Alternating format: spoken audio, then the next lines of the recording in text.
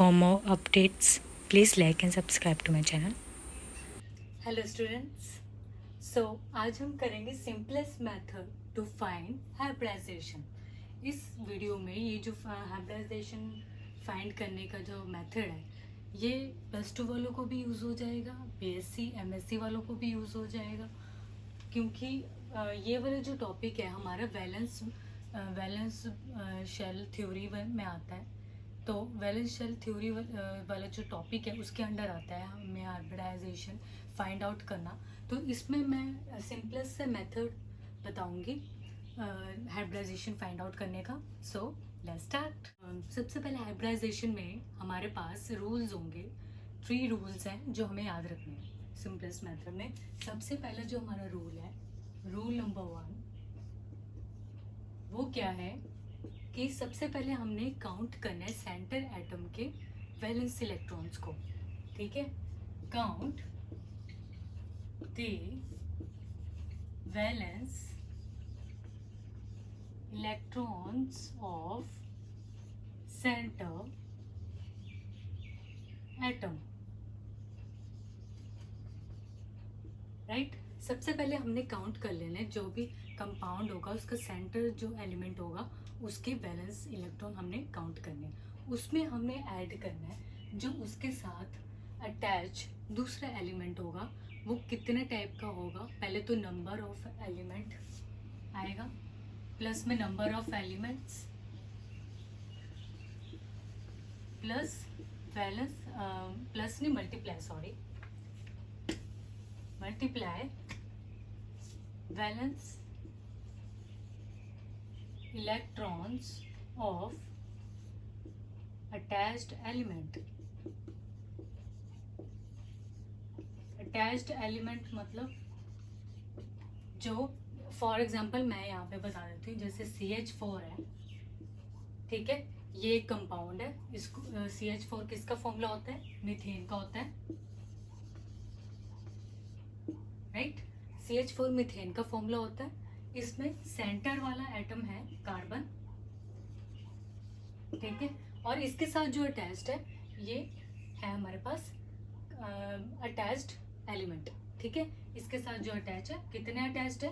4 hydrogen attached है। ठीक है, जो 4 हाइड्रोजन कार्बन एटम्स के साथ अटैच्ड है, पहले हमने क्या करना है, सेंटर एटम के वैलेंस इलेक्ट्रॉन काउंट करने हैं। उसके बाद जो हमारा पहले तो नंबरिंग देखना है, इसके साथ कौन सा एलिमेंट अटैच्ड है, कितने अटैच्ड है, कितने यहाँ पे 4 है, वो नंबरिंग करनी है कि कितने एलिमेंट, नंबर ऑफ एलिमेंट कितने हैं यहाँ पे 4, और उसके बाद हाइड्रोजन का वैलेंस इलेक्ट्रॉन, ठीक है, मल्टीप्लाई करना है इसके साथ, और फिर ऊपर वाले नंबर इसके सेंटर वैलेंस इलेक्ट्रॉन्स के साथ सेंटर एटम के प्लस करना है। ठीक है, तो ये हमारा क्या है, फर्स्ट रूल है।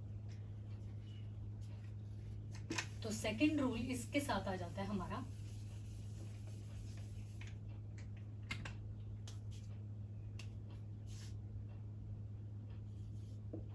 Now second rule.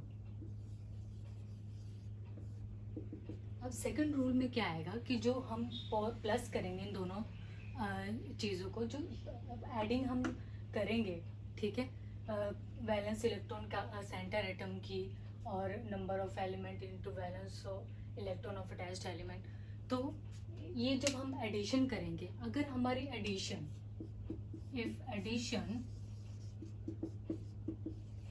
Is between 0 to 9, अगर हमारी एडिशन 0 to 9 के अंदर कोई नंबर है तो हम उसमें देन हम डिवाइड करेंगे, डिवाइड इट बाय 2, तो हम उसको 2 के साथ डिवाइड करेंगे। ठीक है, तो सबसे पहले क्या है, जो भी हमारी एडिशन आएगी फर्स्ट रूल से, उसका देखना है नंबर, अगर वो 0 to 9 के बीच में वो नंबर लाई कर रहा है तो हम उस नंबर को डिवाइड करेंगे 2 के साथ।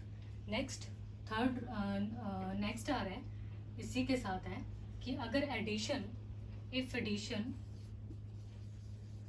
जो है इज बिटवीन, अगर एडिशन जो है हमारी 9 to 57 के बीच में है, ठीक है, तो हम उसको फिर डिवाइड, कोई भी एडिशन जो आ रही है हमारी 9 और 57 के बीच का कोई नंबर है तो हम देन डिवाइड 8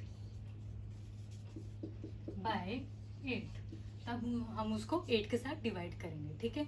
ये इसी के साथ है। नेक्स्ट आता है अगर एडिशन हमारी 57 से अबव आती है, if addition is between above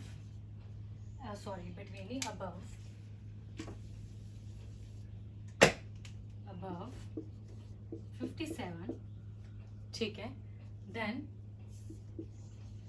divide 8 bye 18, तब हम उसको 18 के साथ डिवाइड करेंगे। तो सेकंड रूल में हमारे पास क्या आ रहा है कि अगर हमारी एडिशन जो है 0 to 9 के बीच में आ रही है, ठीक है, तो अगर हमारा ऊपर से जो नंबर एडिशन जो हो रही है वो एडिशन का नंबर 0 to 9 के बीच है तो हम उसको 2 के साथ डिवाइड करेंगे। अगर 9 to 57 के बीच में लाया करता है वो नंबर तो हम उसको डिवाइड 8 के साथ करेंगे।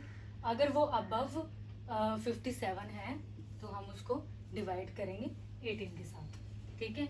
बस ये माइंड में, ये हमारा क्या है rule number 2। Rule number 3 next. तो नेक्स्ट रूल क्या है, जो रूल नंबर 3 है,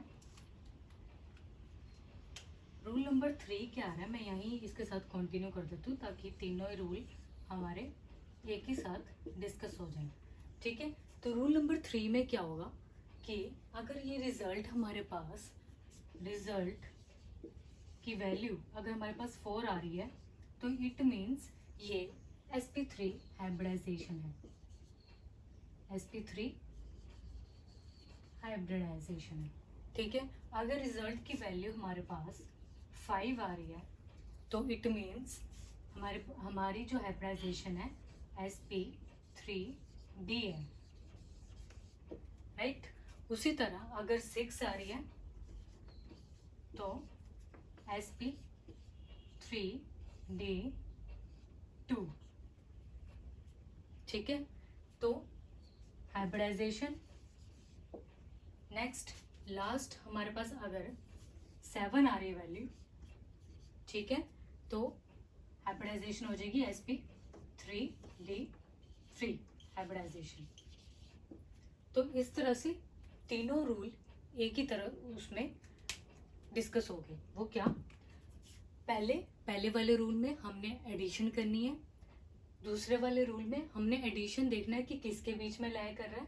अगर 0 to 9 तो 2 से डिवाइड, 9 to 57 तो 8 से डिवाइड, और अबव 57 तो 18 से डिवाइड, ठीक है। तीसरे रूल में अगर हमारे पहले दो रूल लगा के हमारी वैल्यू एंड में 4 आ रही है तो sp3 हाइब्रिडाइजेशन होगी। 5 है तो sp3d, 6 है तो sp3d2 हाइब्रिडाइजेशन, और अगर 7 है तो sp3d3 हाइब्रिडाइजेशन, ठीक है। तो इस तरह से क्या है, हो जाएगी हाइब्रिडाइजेशन। तो ये थे 3 रूल। अब करते हैं इस रूल से फाइंड आउट करते हैं एग्जांपल्स लेके हाइब्रिडाइजेशन। नेक्स्ट अब हम डिस्कस करेंगे एग्जांपल्स। फर्स्ट एग्जांपल्स मैं लूंगी मीथेन का, CH4 जो किसका होता है, मीथेन का फॉर्मूला, ठीक है। मीथेन में कार्बन सेंट्रल मेटल है, तो मैंने उसमें पहले फर्स्ट रूल में क्या कहा था कि पहले सेंट्रल एटम के वैलेंस इलेक्ट्रॉन्स गिनने। तो सेंट्रल एटम कौन सा है, कार्बन। कार्बन का कितनी होती है, 2 4 होती है ना, तो इसके बाहर वाले में कितने हैं अवेलेबल, 4। तो पहले मैं इधर रूल 1 के अकॉर्डिंग 4 लिख दूंगी। उसके बाद इसके साथ अटैच्ड है, ये कितने अटैच्ड हैं, 4, ठीक है, प्लस में 4, ठीक है। और ये हाइड्रोजन है, हाइड्रोजन के आउटर मोस्ट में कितनी होती है इलेक्ट्रॉनिक कॉन्फ़िगरेशन, 1 ही होती है। तो यहाँ पे मैं 4 के साथ मल्टीप्लाई कर दूंगी 1 को, ठीक है। तो हमारे पास कितने आ जाएगा, 4 + 4 = 8, ठीक है। तो मेरे पास ये मैंने लगा दिया फर्स्ट रूल यहाँ तक, ये मेरा क्या है रूल 1, ठीक है, यहाँ तक। नेक्स्ट रूल 2 के अकॉर्डिंग मैंने देखना है कि ये जो वैल्यू आई है वो किसके बीच में लाई कर रही है। तो फर्स्ट वाली 0 to 9 के बीच में ये वैल्यू लाई कर रही है। अब मैं इसको डिवाइड करूँगी 2 के साथ, तो रूल 2 के अकॉर्डिंग अब मैं इसको डिवाइड करूँगी 2 के साथ, तो मुझे मिलेगा 4। ठीक है, अब रूल 2 के अकॉर्डिंग मैंने इसको डिवाइड किया, क्योंकि ये 0 to 9 के बीच में वैल्यू लाई कर रही थी, तो 2 से डिवाइड किया तो मेरे पास 4 रिजल्ट आ गया। अब रूल 3 के अकॉर्डिंग,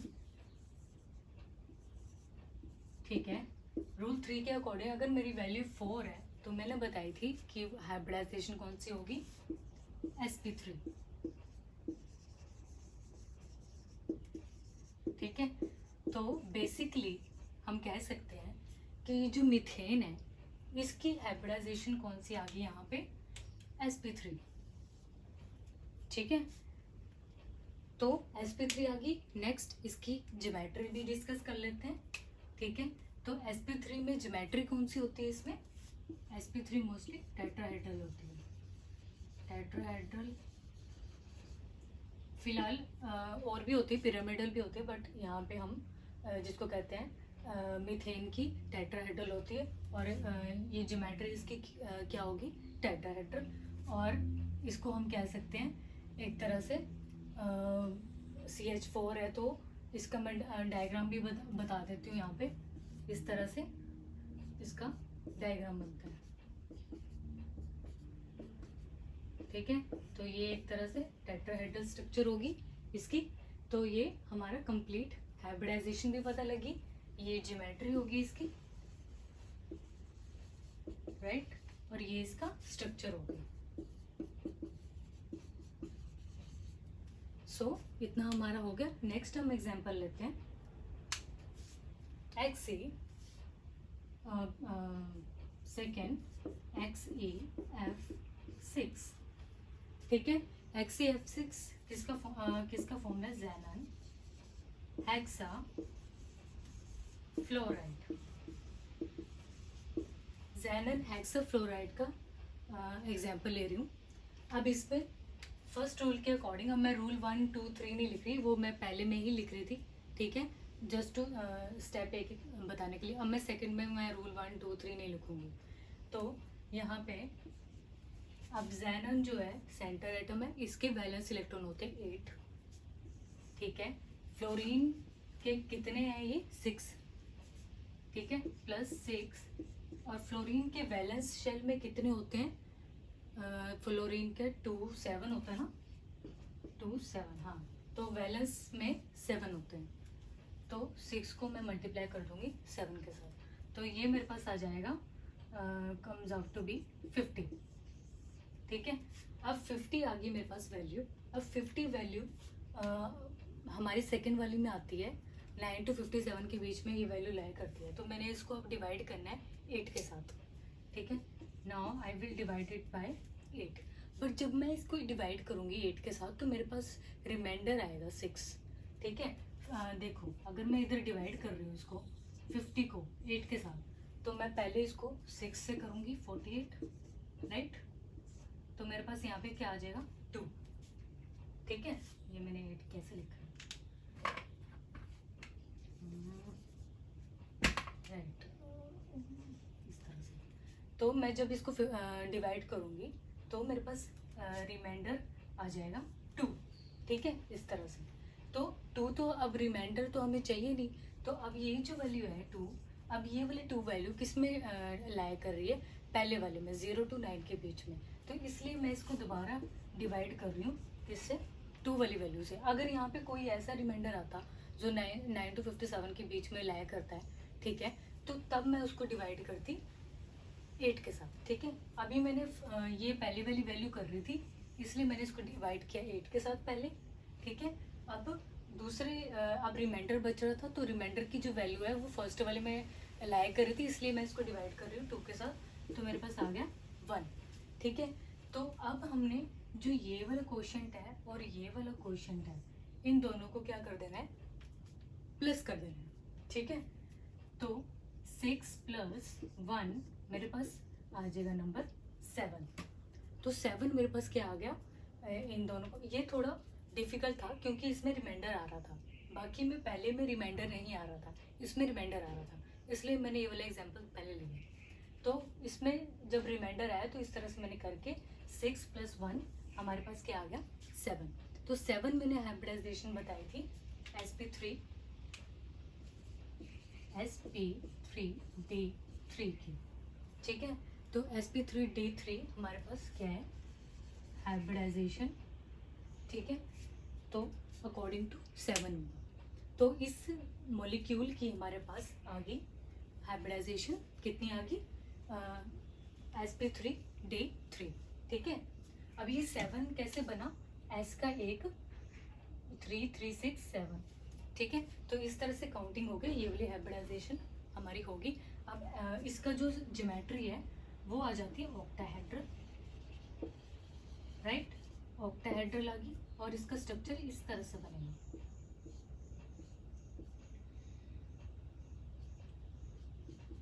ठीक है। तो ये हमारी क्या होगी टेट्राहेड्रल स्ट्रक्चर होगी।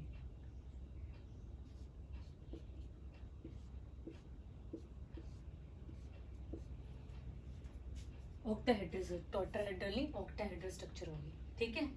तो इस तरह से ये इसकी स्ट्रक्चर होगी, ये इसकी क्या होगी ज्योमेट्री होगी। अब लास्ट हम एक लास्ट एग्जांपल डिस्कस कर लेते हैं और वो करेंगे PCl5 का। सो लास्ट में एग्जांपल ले रही हूँ PCl5 का, PCl5 का। इसमें सेंट्रल एटम है हमारे पास P मीन्स फॉस्फोरस और इसके साथ अटैच्ड है क्लोरीन, ठीक है। तो फॉस्फोरस के वैलेंस इलेक्ट्रॉन्स होते हैं 5 और इसके साथ क्लोरीन कितने अटैच्ड है 5 और क्लोरीन के आउटर मोस्ट में होते हैं 7। सो मैं इसको मल्टीप्लाई कर रही हूँ 7 के साथ, ठीक है। तो ये कम्स आउट कितना हो जाएगा 5 + 35, ये आ गया 40, राइट। अब फर्स्ट रूल के अकॉर्डिंग तो मैंने एडिशन कर दी तो मेरे पास आया 40, ठीक है। 40 के बाद अब सेकेंड रूल के अकॉर्डिंग एडिशन जो है ये नंबर जो है 9 to 57 के बीच में लाया कर रहे हैं, तो इसलिए ये डिवाइड होगा 8 से। तो सेकेंड रूल के अकॉर्डिंग मैं 40 को डिवाइड कर रही हूँ 8 से, ठीक है। तो मेरे पास आ रहा है 5 नंबर। अब 5 नंबर रिजल्ट आ रहा है, तो मैंने बताया था कि हाइब्रिडाइजेशन कौन सी हो जाएगी इसमें sp3d, sp3d हाइब्रिडाइजेशन, राइट। तो sp3d हाइब्रिडाइजेशन होगी इसकी। नेक्स्ट अब sp3d होगी ये PCl5 वैसे है क्या फॉस्फोरस पेंटा क्लोराइड, ठीक है। फॉस्फोरस पेंटा क्लोराइड का फॉर्मूला क्या है PCl5। तो इस तरह से अब ये इसकी हाइब्रिडाइजेशन पता लगी। इसकी ज्योमेट्री कौन सी होगी trigonal bipyramidal, trigonal bipyramidal, right. Trigonal bipyramidal इसकी ज्योमेट्री होगी और इसका स्ट्रक्चर इस तरह से होगा, इस तरह से पहले ट्रायंगल वाली हो, ठीक है। तो Cl Cl Cl और देन इस तरह से स्ट्रेट क्लोरीन्स, तो इस तरह से ये बन जाएगा इसका स्ट्रक्चर। तो ये हो गया इसका स्ट्रक्चर, ये होगी इसकी ज्योमेट्री। तो ये क्या है ज्योमेट्री और ये है स्ट्रक्चर। ट्राइगोनल बाइपिरामिडल मतलब ये ट्राइगोनल तो ये वाला बन गया, ठीक है। पिरामिडल ये बाइपिरामिडल स्ट्रक्चर बन गई। तो इस तरह से ये होगी इसकी ज्योमेट्री, ये होगी इसका स्ट्रक्चर। तो ये था लास्ट एग्जांपल। आई होप अब इस वीडियो के बाद सबको हाइब्रिडाइजेशन निकालने आ जाए। Thank you.